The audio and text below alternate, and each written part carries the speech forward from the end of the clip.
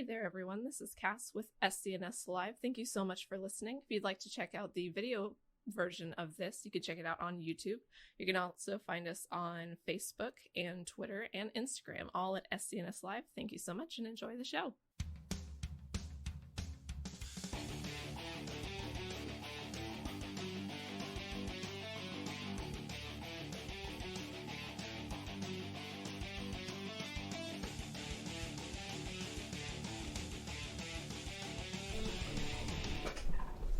Hey everyone, welcome to another episode of SCNS Live. How y'all doing this evening? I cannot stress the extent to which I just finished getting ready. But I'm good, let's go! Oh man, see, I had a whole essay typed up for while you were getting ready, and it was the history of Catboys, and I felt like that was going to be a really good thing for our audience to hear. And it's very valuable information. I mean, I could always do more makeup and... Oh yeah, okay. So, Please stop. Right, anyways, welcome to another episode of SCNS Live, the show where we talk about all things nerdy and fun. I don't do this show alone, though. I'm Cora, by the way. Forgot to introduce myself. That was very rude of me. But you know who's not rude? The lovely lady to my left. There are many, many people who would disagree with that characterization.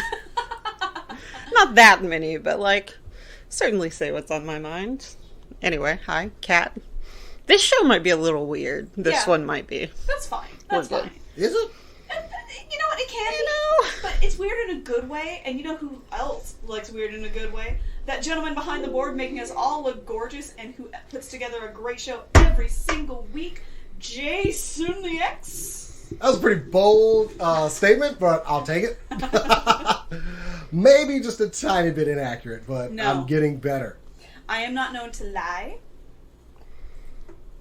So either you're really good at it or you don't. Or you're just really good at hiding it. She certainly helps my self-esteem. That's the main point.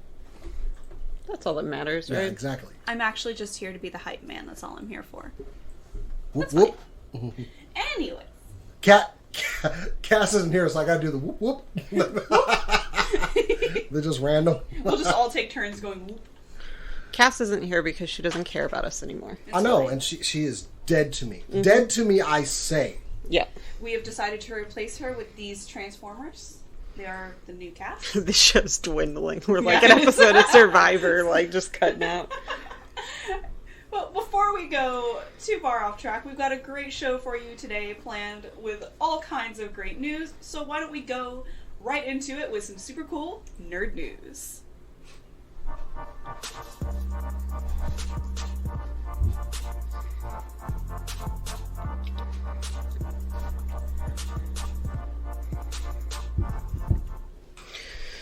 First up tonight, we have D&D Beyond. You guys know D&D Beyond. It's D&D Beyond. Anyway, they were acquired this week by Hasbro, who also owns Wizards of the Coast. So, yeah, that's the big point of the story, is that they acquired them, but there have been a lot of really funny memes about whether we're going to get digital copies of books along with physical copies, and what this might mean for integration, whether we can still say D&D Beyond on our stream.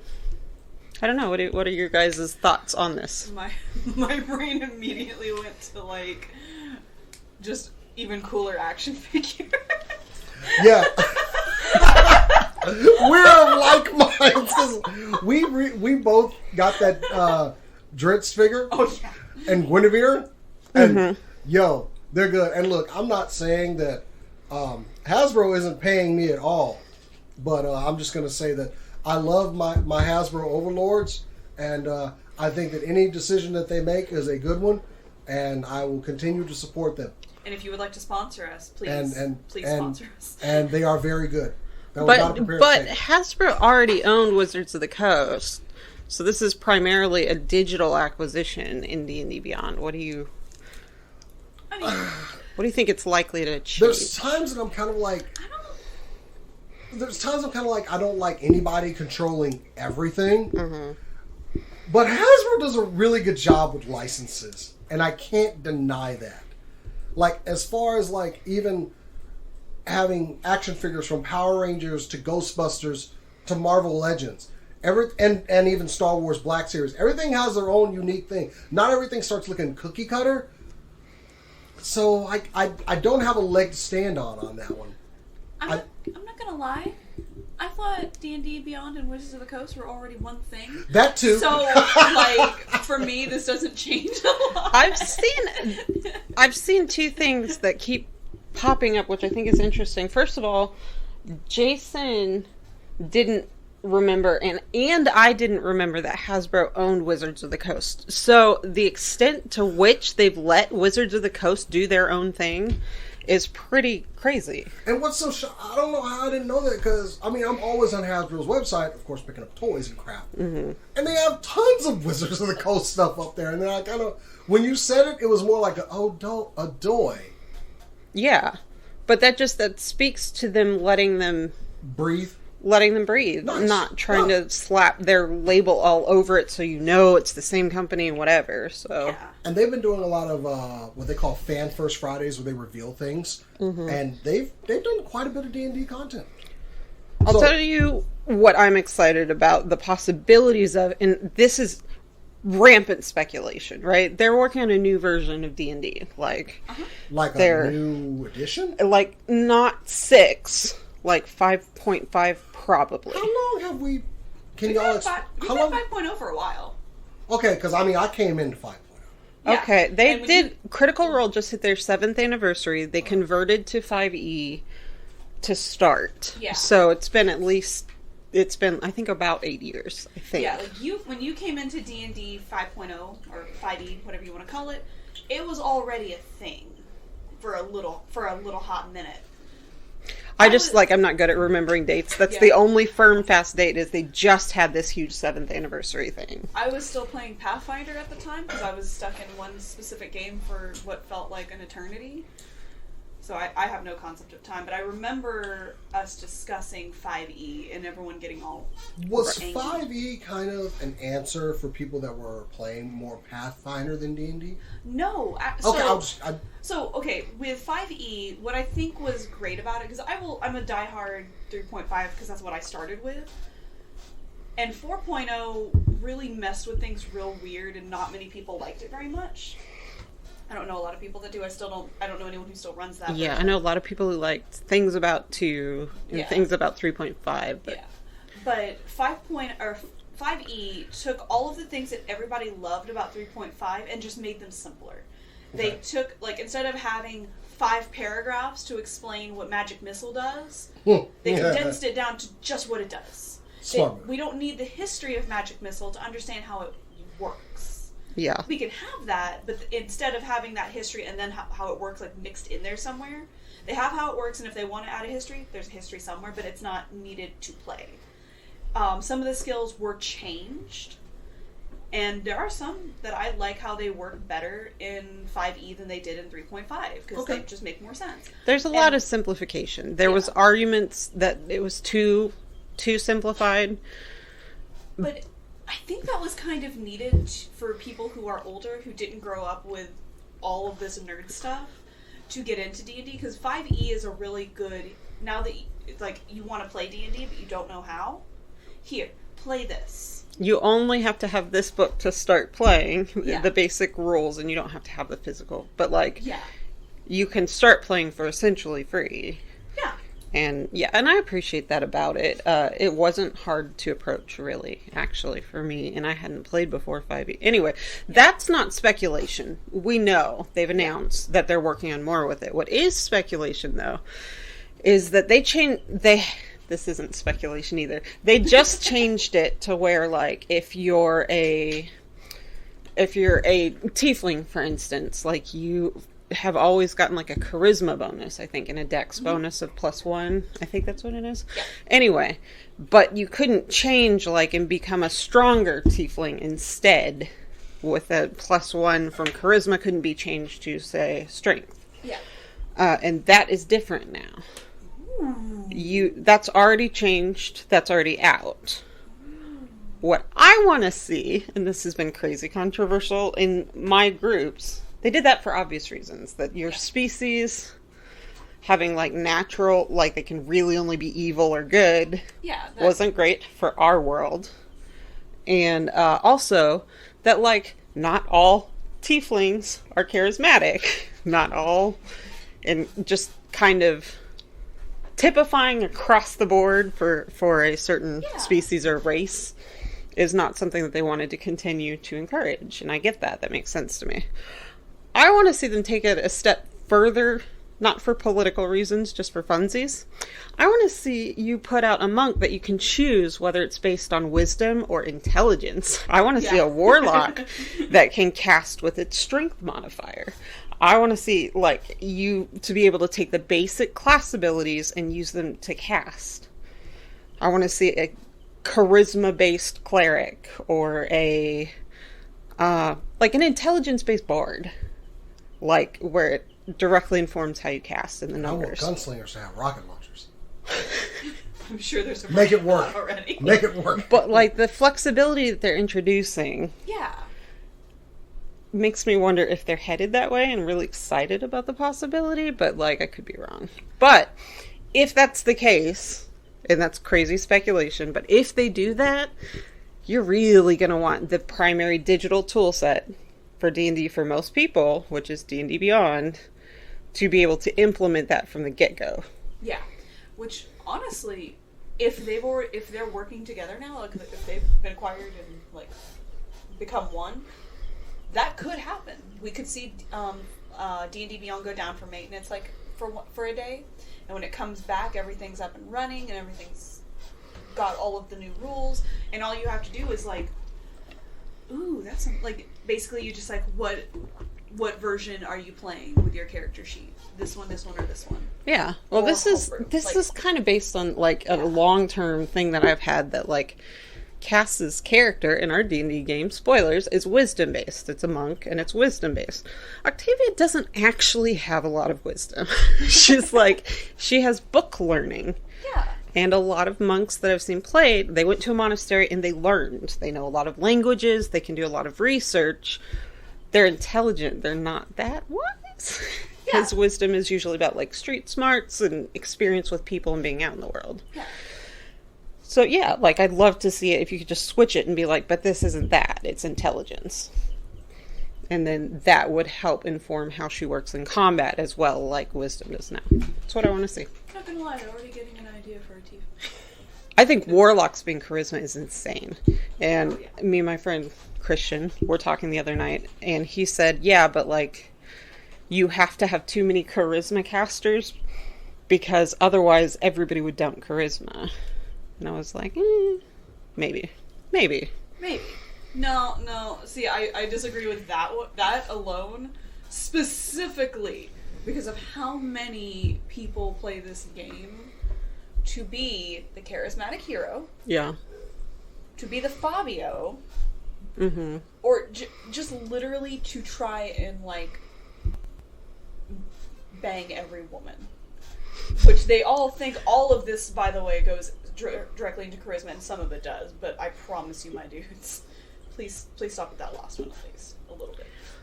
It's funny because I hear all the memes about it, but I've been like very, very fortunate in my D&D experiences.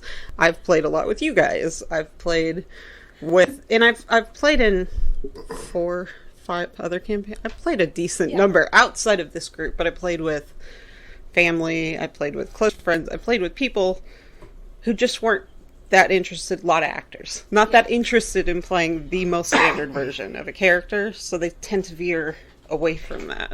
So, I did play, like, as a quick thing, I did play a character that, like, he was down to screw, like, what, like, age-appropriate anything. Yeah. Like, that was just, like, an added bonus of his character, because he was trying to be a charismatic hero kind of thing.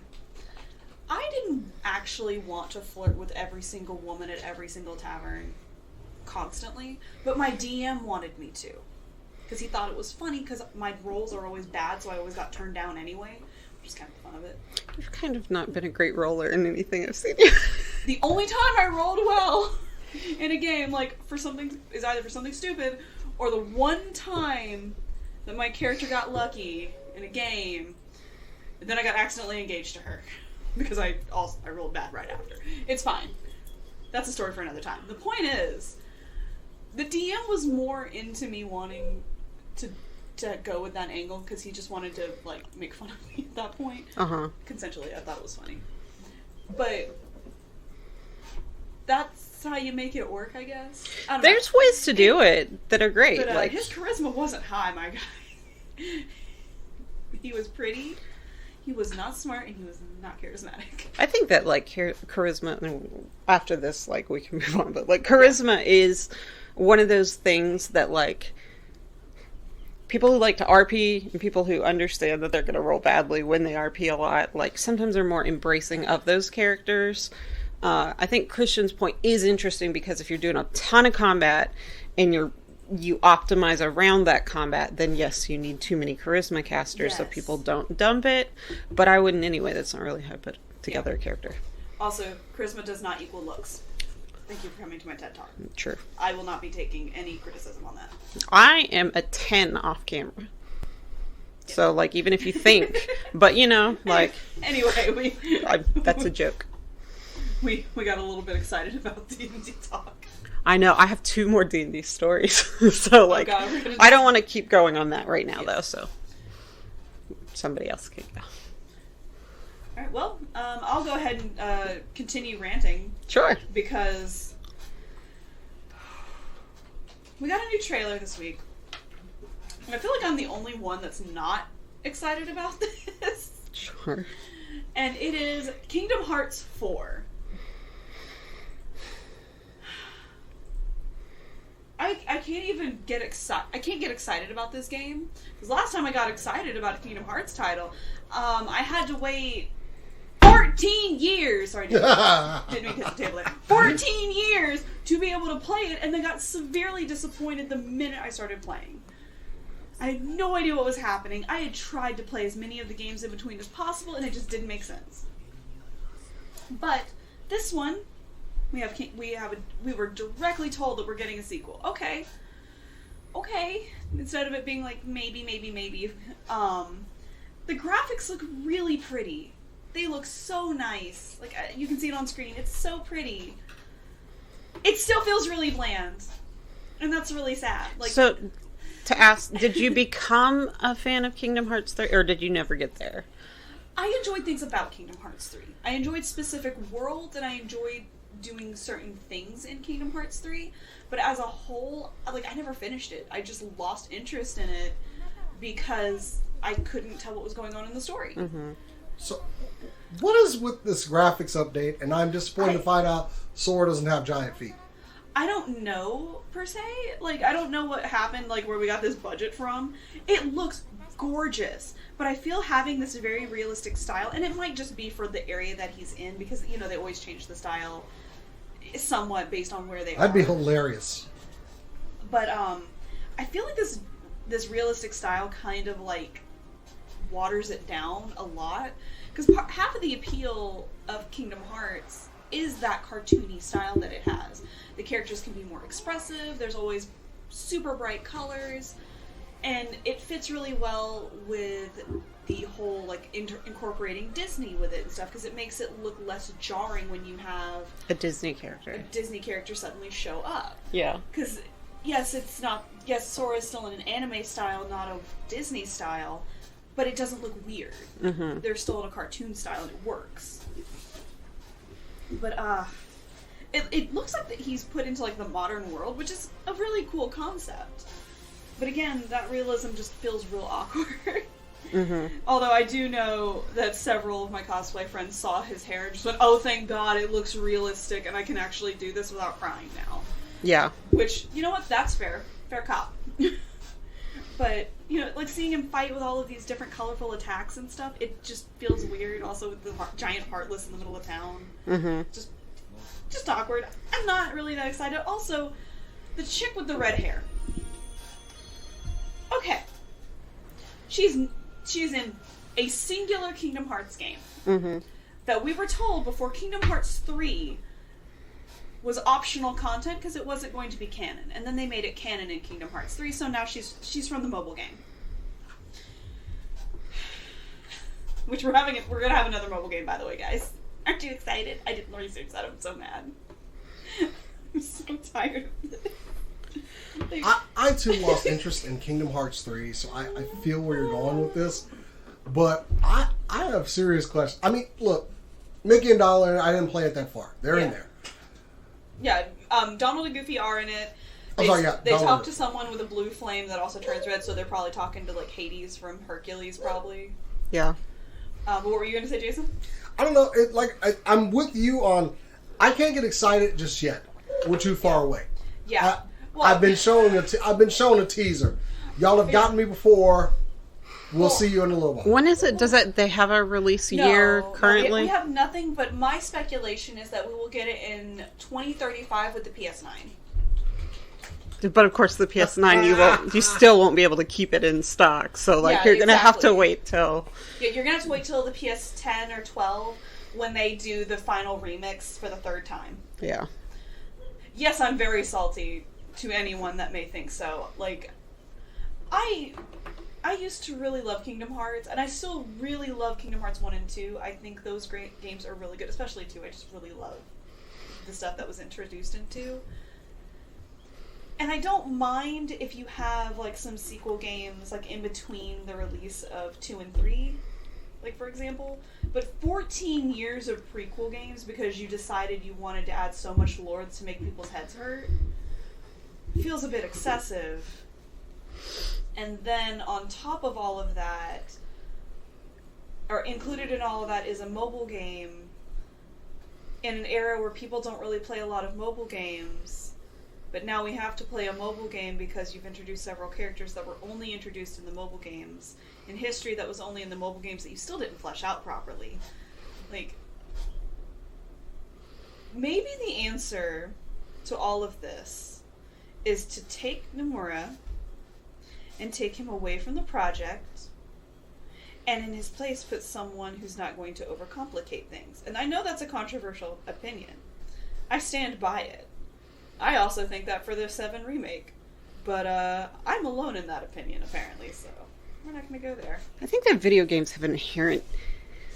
I have issues with the way that video games are released just all over the place. The constant delays, the amount of, like, in-between lore, how they integrate mobile and desktop, like, all this stuff. Like, I don't understand how sometimes companies like Disney will indirectly own something, and you still, like, gamers are just people. Like, a lot of gamers are just the same people that you're advertising to in other situations. Yeah. Why don't you follow those rules? Put stuff out when it's supposed to come out. Like, to be fair, Kingdom Hearts 3 never had a hard release date until closer to its release. But Dream Drop Distance, there's a lot of information out there that was supposed to be Kingdom Hearts 3, but then they realized they weren't sure that people would play the game if Sora wasn't the main character, so they had to change tactic, and that led to a 14-year gap.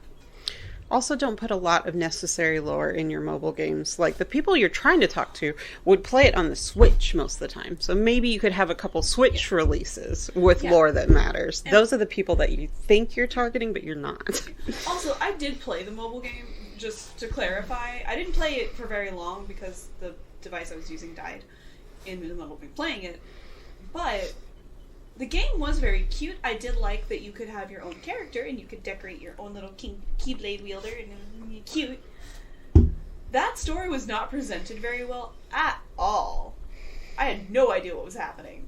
I played it for like 2 months straight. No idea what happened. Yeah.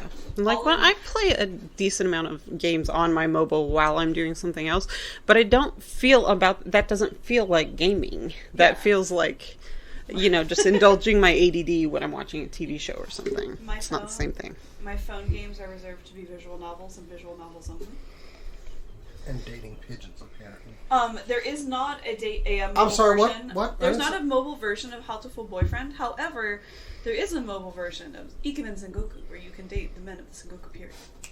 Anyways, the point of this whole story is that I'm salty about Kingdom Hearts. I am saltier than sea salt ice cream. And I just want it to stop. At this point. Also, put out Ragnarok this year, because you said you would.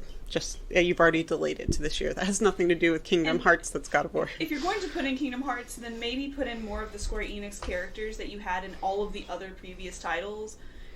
Please. That was like half the fun, was seeing Donald argue with, like, Cloud. Like, that was hysterical. I also want Sephiroth to be there to kick my ass again, because that was always funny. Kind of hot. Since we're talking video games, I might as well say I finished Horizon Forbidden West. Did you? I'm not finished with the game. Yeah. But it was another example of just completely yoked out, and the final boss was like nothing. Like, I was almost disappointed in how easy it was to beat the final. I like maxed out all my armor and weapons. Yeah. Went up in there like, I don't know, Hulk Hogan versus Steve-O from Jackass. You know? But are there quests Make you that could... The Rock. Hulk Hogan's a jackass. Are there quests you could do with a boss that would There are still other, kick like, your ass, though?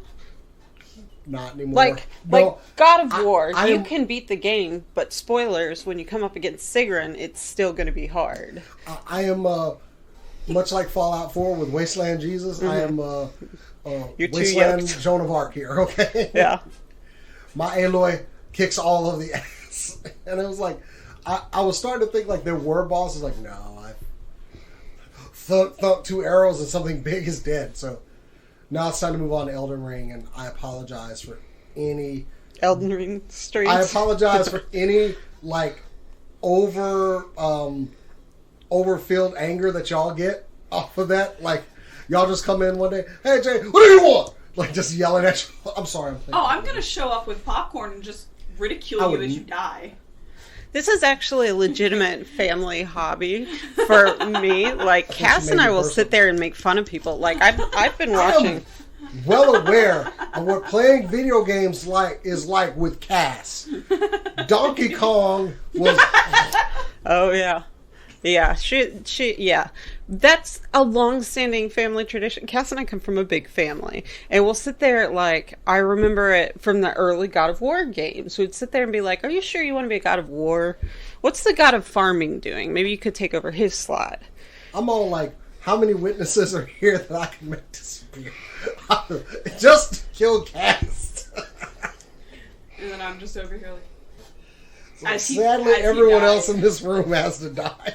Like, as he dies, you know that. But I'll give it. There was a give and take, because then she would take the controller and fail just as miserably, and yeah. So yeah, rest assured, I would fail more miserably than you in Elden Ring, but I'm still gonna sit behind you.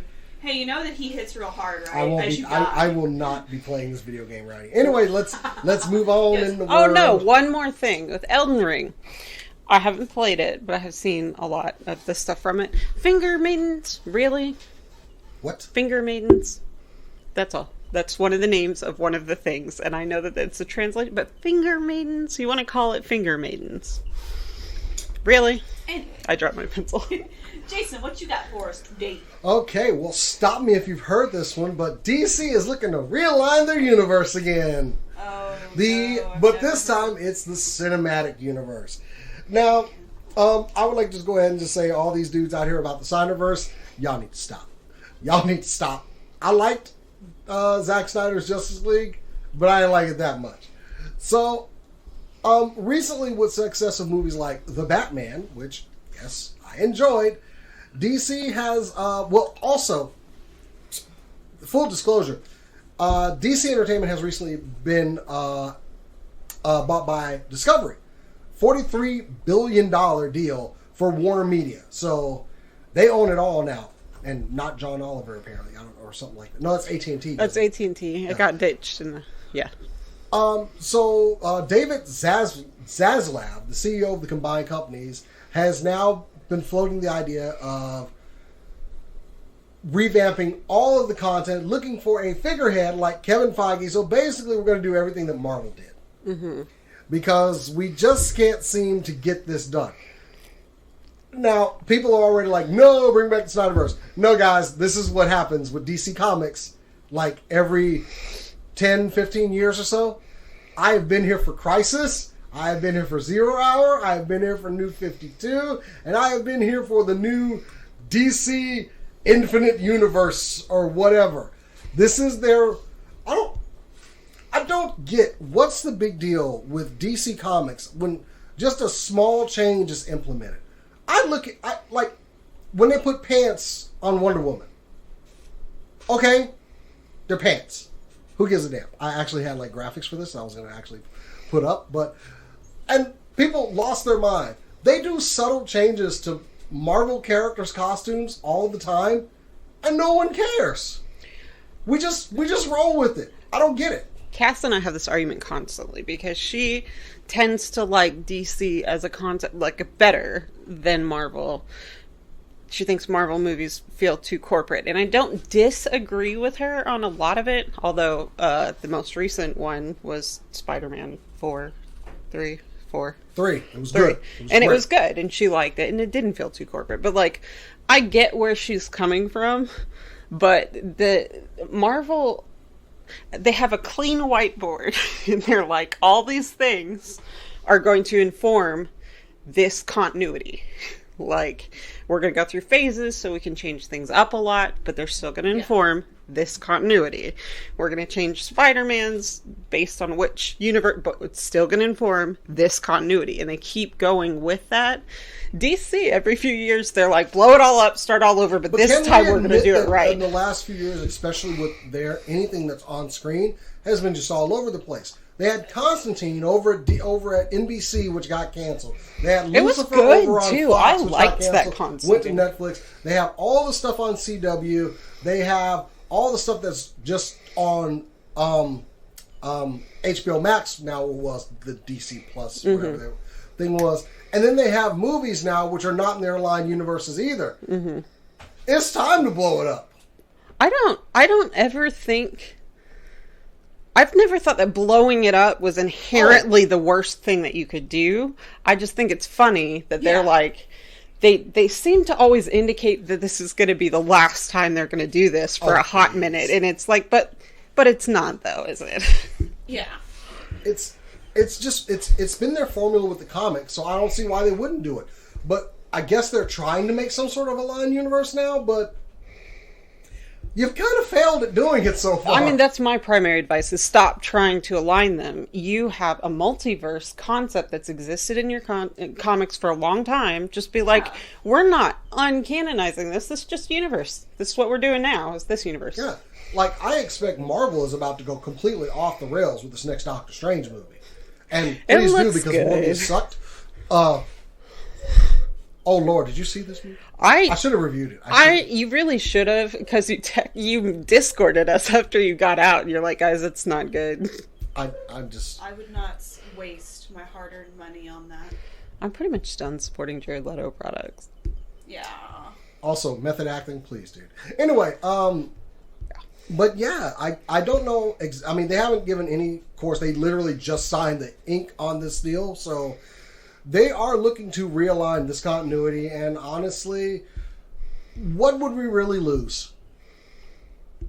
I think some of the CW shows, it's time to redo some of those shows, because let's look at how. I mean, Green Arrow started it. Green Arrow was okay.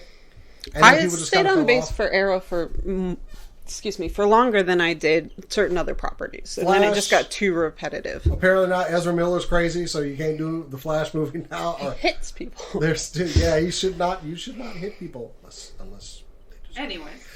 So, yeah, expect they are looking to realign the universe. Nothing set in stone, but they're already like, we need to make money off of this, and I don't like where the money's going right now.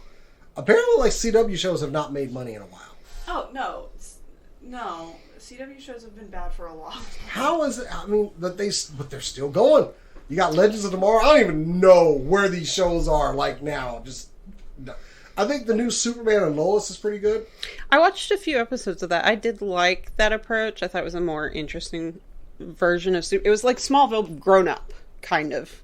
Like, complicated, trying to deal with multiple priorities, but not just like kryptonite makes him weak or he's lost all hope. Like, he's trying to realign what it means to be Superman in a different environment, and I like that.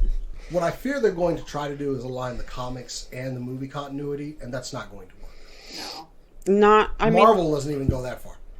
I mean, if they blow it all up, then it could, but I don't think it will help. And I don't think you have to. Just, there's a different universe. There's a universe where, like, the Joker is Batman's mom. Like, you have a lot of things that exist in the comics that are, like, sometimes in some places things are completely different, and they just are. I mean, even Marvel did their blow up, but they had a couple of universes, but they had some good things they wanted to bring over into the 616 universe. Yeah. Like Miles Morales. Please bring Miles to everywhere you go. Please. Put him in your pocket and take him And wherever. by the way, find another role for Tom Holland, because I do love him, but can we not do Peter Parker? Just don't I don't know. We finally got to where Peter Parker needed to be. Yeah, So- he's not a photographer. Took a couple I more. like Miles Morales better than I like Peter Parker. Oh yeah, if at some point Miles had stepped out in the fourth Spider-Man, I'd have been like, I'd have lost it. I'd have probably passed out in the theater right there. Just some random actor you didn't know just come through. You got room for one more, guys? Like, who are you? I'm Miles. we were- And they probably been like, you're Spider-Man. Yes, I am. Bring it in, bro. Because that's what would happen. We were laughing because, like, we blatantly, like, we don't lie to our mom very often. She doesn't ask things she doesn't want to know. So just don't have to lie to her. When she asked us if the other Spider-Man did, in fact, show up in the new Spider-Man, spoilers, we lied to her face. They We're have like, it on "Nope, billboards now, bummer." so it's not a spoiler anymore. Yeah, I didn't think it was a big deal. That's why I just kind of threw it out there. We just lied blatantly to her face, and we're like, no, that doesn't happen. And then last week, she was like, you told me that didn't happen. We're like, yeah. And she's like, that was probably the right move. Also, they're releasing the 3 Peter Parkers in a Hasbro 3-pack. Are they? That's coming cool. next year.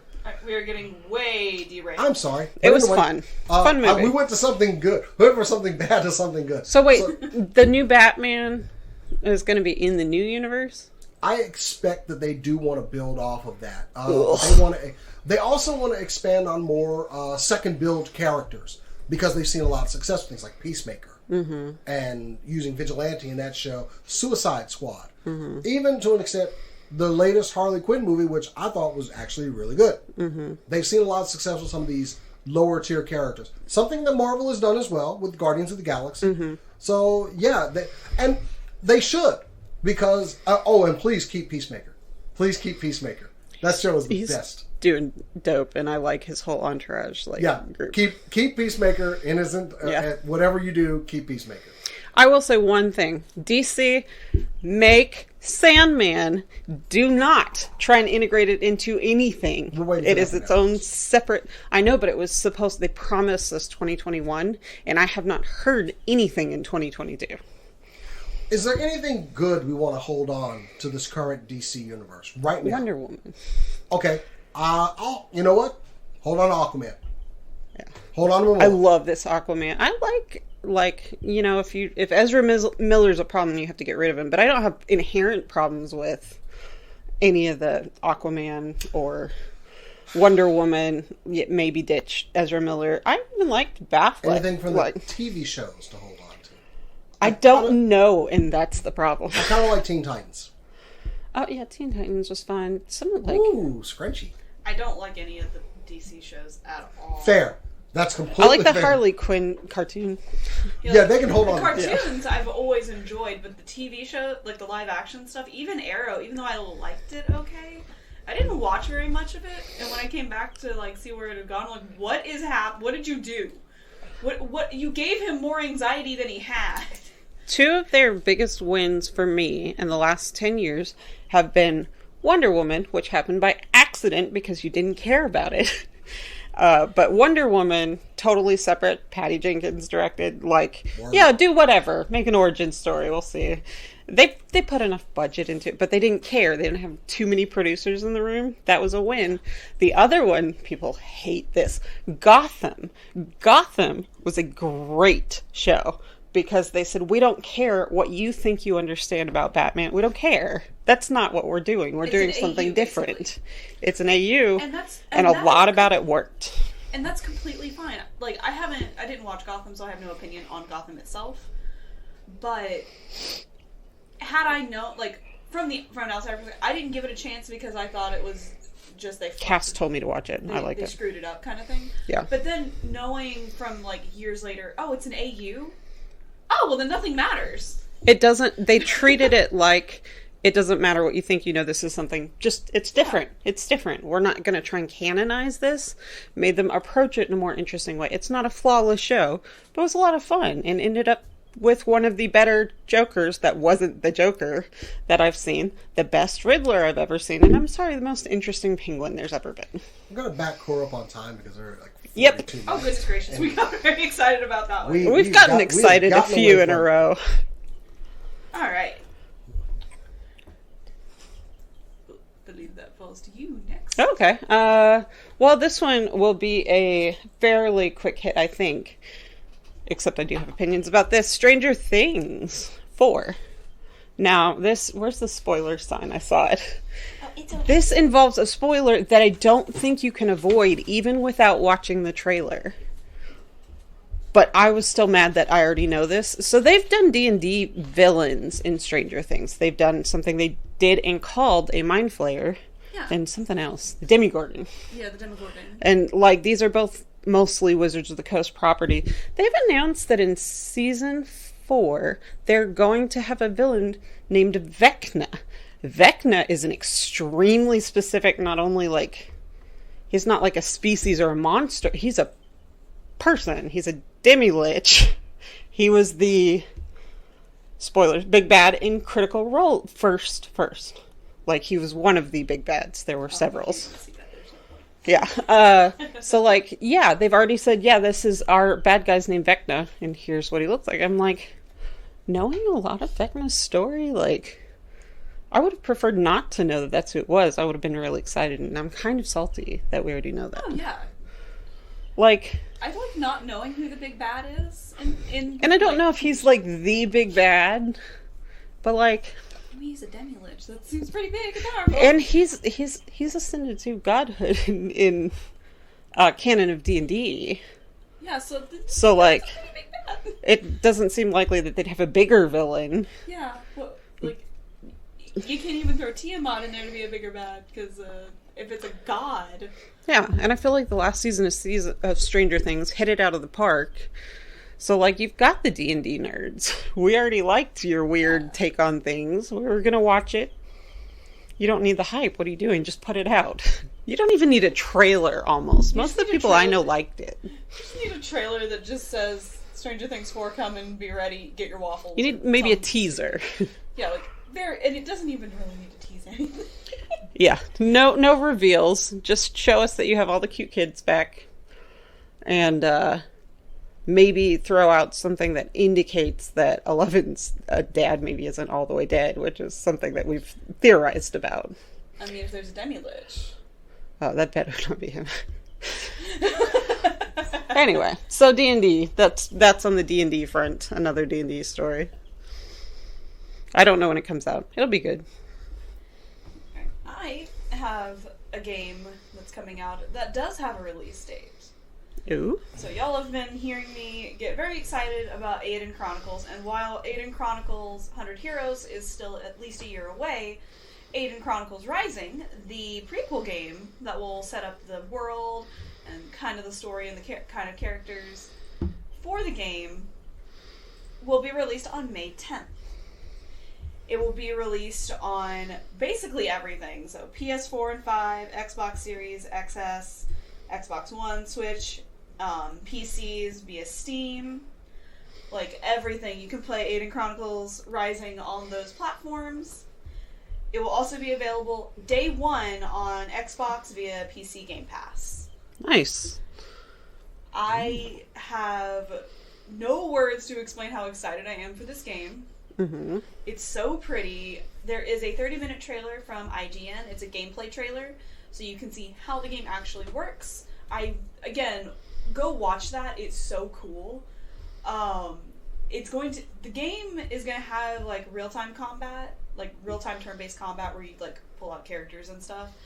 But, if that's not your thing, then you can just wait and hold here for 100 Heroes, which will have turn-based combat classically and stuff like that. And I'm just excited.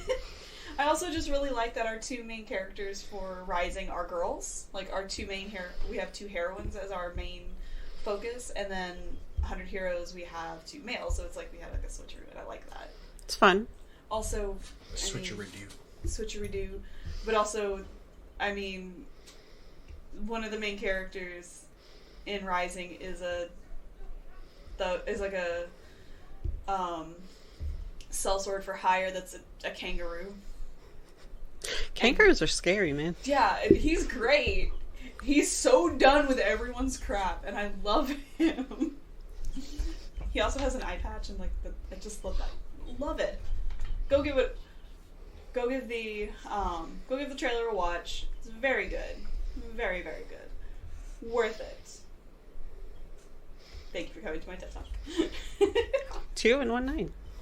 And you will never see me you will not see me for at least a week after May 10th, because that game is all I'm going to be doing. Fair. Jason, what do you got for us? Sorry, I was adding time to the child that came in here and was like, so, Adding time. they don't have school tomorrow, so they wanted time on their devices. Fair. All right, so I'm gonna go with a bit of sad news. Unfortunately, No. we all hate sad news around here, but one of our favorite conventions is sadly announced. We're not ready to come back yet. Yes, QuakeCon once again this year will be a digital-only event, August 18th to the 20th, 2022. As they say, like you, we're disappointed not to return to Dallas this year, as an event of this size requires months of planning, and in this case, we had to make decisions when there was still too much uncertainty to commit to successfully executing an in-person QuakeCon. The QuakeCon team is already working hard to put together an exciting new streaming programming, online meetups, giveaways, charity opportunities, virtual BYOC, and more. We will announce more details in June. We are committed to returning to our full in-person festival in 2023. Now we're looking forward to connecting with friends, a massive BYOC packed with our latest custom PC creations, our wild contests, and tons of new great games and hardware for attendees to try out. We can't wait to see you online this August and in person next year. This is still a smart decision. Absolutely. I know that we are already talking about we are making San Diego Comic-Con, but they have already put in place, we are going to have things in place to protect people. And they're requiring vaccinations, but QuakeCon's a little bit different. QuakeCon is truly unique, and they said it in that BYOC. And there we go. I know they keep it cold enough to kill all viruses in there. They do. They really do. Which also, because we live in Texas, thank you. And dark enough to, like, as long as there's no, can you dull all the scents in a room? That'd be nice. I absolutely love walking through the BYOC every year, having to wear, like, a pretty decent jacket, and just seeing every single person at their computer huddled with, like, basically a comforter, like there's some old babushka just in front of their computer, just like, it's so much fun. By the way, BYOC, bring your own computer. Yeah. Yes. It's a huge event. Yeah. Miles and miles of LAN cable. Yeah. Literally, we could go across Dallas a couple times with all this LAN cable. It is miles. It takes miles. But, like, that is unique. And it's kind of, they're just not going to be able to do it with as much distance as would make you feel comfortable all the time. The aisles are narrow. I'm pretty sure people are sitting 5 feet apart, but, like, the aisles are narrow, and it just... It takes a lot of networking to set it up. And there's also not a lot of traffic in between the aisles, because everyone sits there and stays there for the next, 20 hours. It is minimum. True. So I can understand why, and maybe we'll be in a better spot next year. Oh, It's disappointing. It's one of our favorites to go to. Completely free to go to. It's so much fun. And they've always treated us pretty good, and so, yeah. Honestly, like, just respect. It's one of the harder cons, technically, to pull off. And they don't entirely always pull it off. There's usually some things that we wish were a little different. Bethesda got that Microsoft money now, so... yeah. Break the bank on them. I'm sorry. Y'all put on a good show over here, but you know what? Y'all... It's like that, now you're playing with power. Okay, but like, Bethesda's going to be a little bit careful about doing live announcements, like, as poorly received as a lot of the Fallout stuff was. Yeah, but also... Since they got that Microsoft money, as Jason says, we definitely know for certain that the return convention next year in person will be a fun bash. And it is sad news, but respect. If you're trying to keep people safe, that's a good thing. That's what's most important, and that's what will get people coming back to you. Disappointing, yes, but it is understandable. What it is. At this point, I don't want them putting on a show they don't feel comfortable with, because I think overall that would be a bad show. Yeah. And probably their last. Like, if they're not ready to put on a show, like, as somebody who's done massive networking, like, setup events, like, we give them some flack sometimes for their communication and coordination, but if they say we're not ready, it would have been a disaster if they tried to put it on. I honestly, though, I kind of want to change a venue. I don't know where they did it. The Gaylord. The Gaylord is where they usually have it. Before that, it was at the Hilton Anatole. And I don't think they can ever come back there. No, the Anatole doesn't really let people have conventions there anymore. Even though even the security at the Anatole said that QuakeCon was like their favorite convention because nobody did anything, because everyone was in one room away from everybody playing games on their computers. And the one time they had someone wandering around after hours, the poor guy was so drunk on not sleep and energy drinks, he had no idea where he was. And the security guy just like turned him around and was like, "It's that way." And he's like, "Thanks, man," and just went right back. Also, not a lot of cosplayers, and hotels tend to like that because cosplayers staying in the hotel, we have to be really considerate and careful to like make sure we don't leave traces of makeup everywhere and props everywhere and stuff like that. And most of the people that cosplay at QuakeCon are usually in like Fallout stuff, which is pretty generic. Doesn't require specific makeup sets for most of it. Yeah. Yeah. Anyways, we will miss having it in person, but we will look forward to it even more next year. Yep. You got anything else for us? Yeah. Oh yeah, and this is a really quick hit. D&D also announced that it will have a streaming event on April 21st, 9 a.m. Pacific, so 11 here, and it's called D&D Direct. It is approximately 30-minute presentation, and they are expected to unveil upcoming products, announcements, and updates. So they don't do a ton of like official streaming events, so I'm looking forward to it. Yeah. See what they say. They'll probably have more information on the D&D Beyond stuff as well. Yeah. Yeah, definitely. Twitch and YouTube. Wizards of the Coast. Excellent. Mm-hmm. That's all to that story. I want to see what it is. I don't have any speculation about what it's going to look like.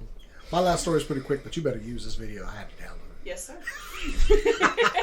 All right. So, if you are a fan of the movies Your Name or Weathering with You, congratulations. You are going to be fed once more by Makoto Shinkai, because he has a new film coming out called Suzune no Tojimari, which literally translates to Suzume's door locking. And if you'll give me just a moment, I can pull up what I have as a description of this movie. In the meantime, I have the trailer playing. It looks beautiful. Yes, it's, as always with his films, it's just looking absolutely gorgeous. Let's see. The official description we have for the movie is that it is a modern adventure story, an action film, and a road movie.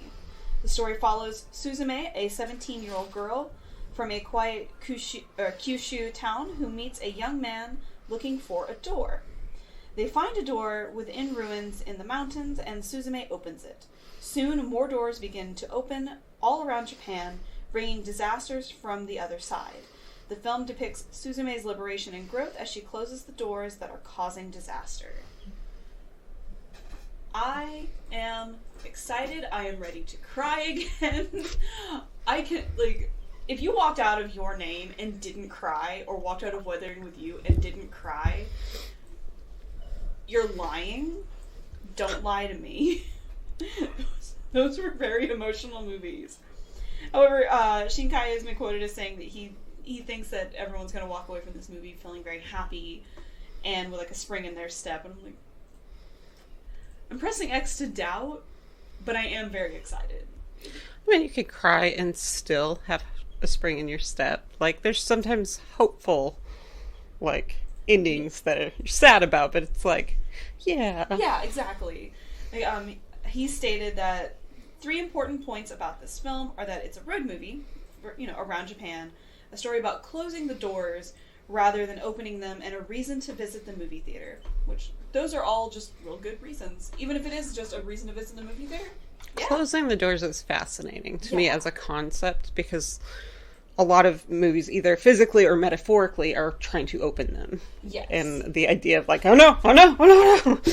Yeah. That's interesting. You know, I have the perfect, for when Hannah goes to this movie. I'm sorry. No.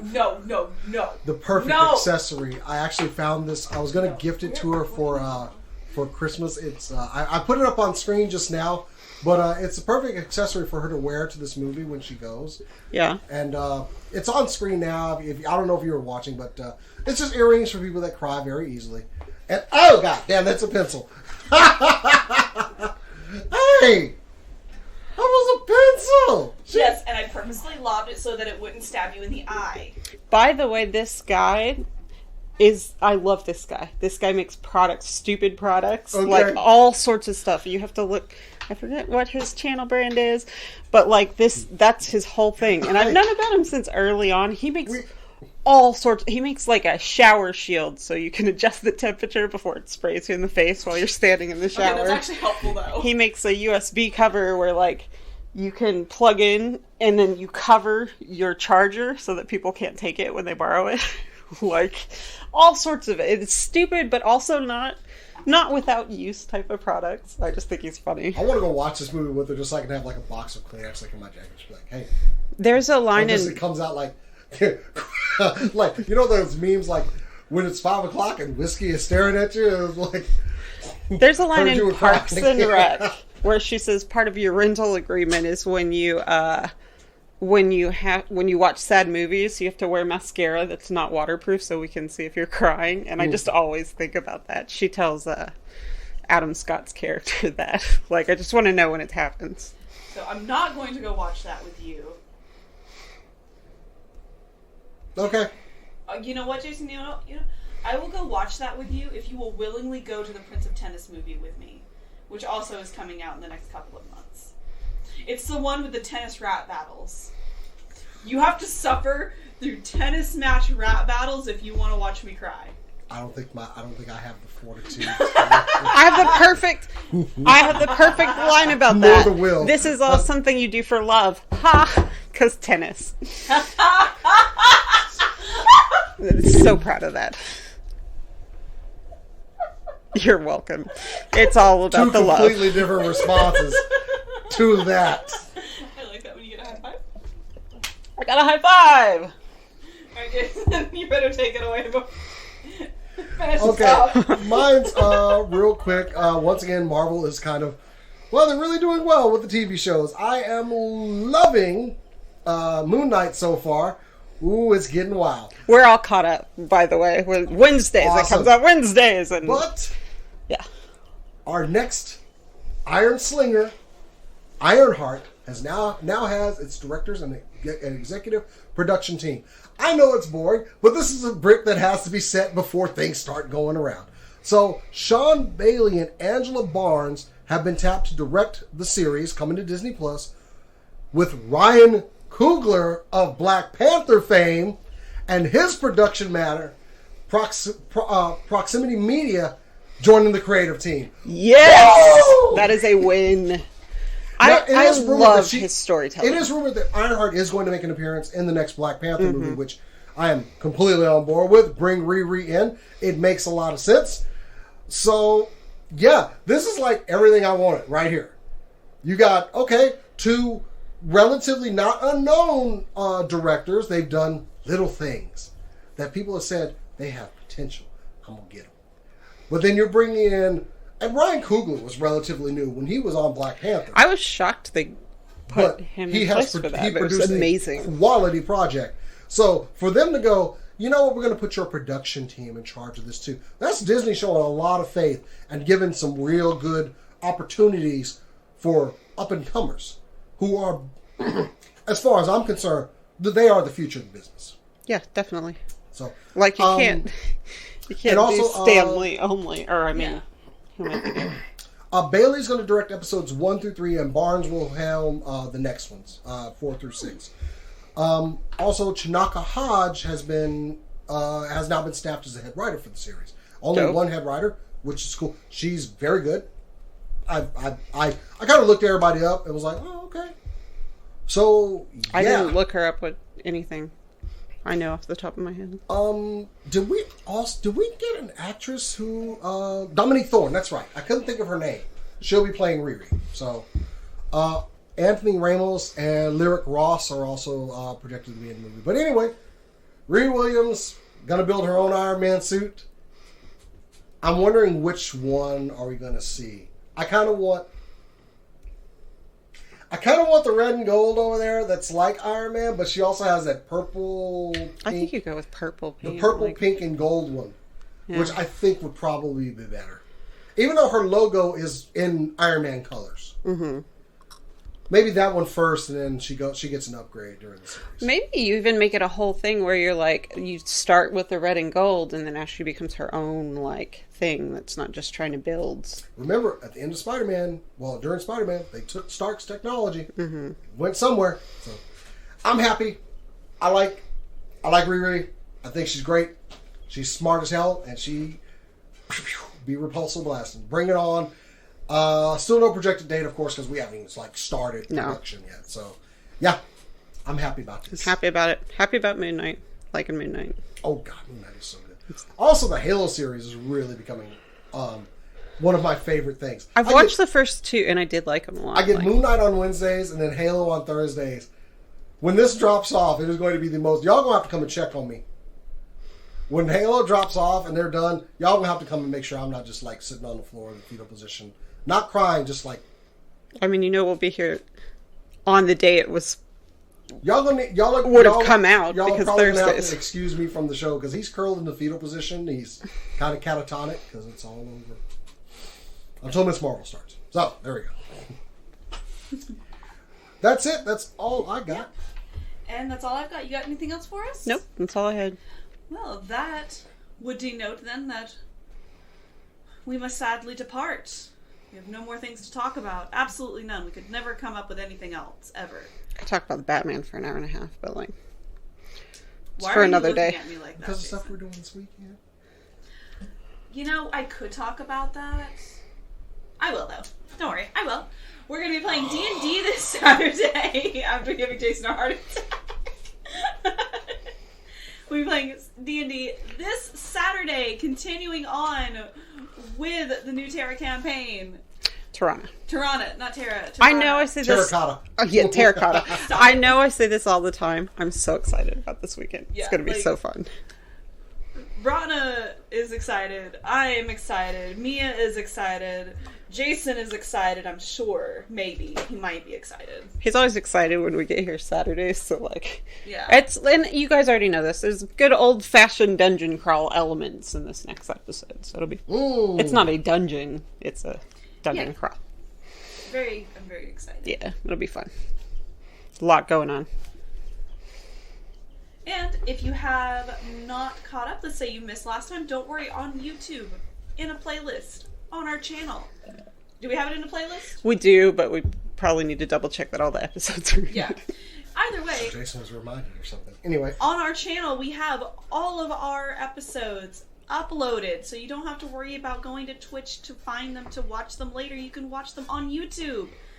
And if you want to see us live, definitely join us at what time, Jason? I'm bad at time. It's going to be 3:30 p.m. Central Standard Time. Yeah, 3:30 p.m. Probably best Central to come time. out and say 3:30, because we always try and start at 3 and never quite happening. Has a hair appointment, so. Oh, yeah. Yes, our beautiful crop-topped Airy boy.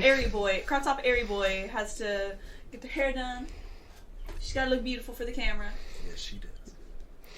She's never had a problem with that, though. Yeah, I know. Anyways, we will see you then. But until then, you can follow us on Twitter, Instagram, Twitch, Facebook, all of those places at SCNS Live, on TikTok even as well, surprisingly. But if you want to follow us individually, Jason, where can they find you? Find me over at JasonX on Instagram and Twitter. You can find me at BetterCat, Instagram and Twitter. You can find me on Twitter and Instagram at Corodona Art for art and Suikoden related things and Final Fantasy things on chaotic_noodle. And with that, does anyone else have anything they would like to add? All good here. Alright, then we will see you all this Saturday. Have a fantastic evening, a safe Easter, and as we always say, Keep on nerding!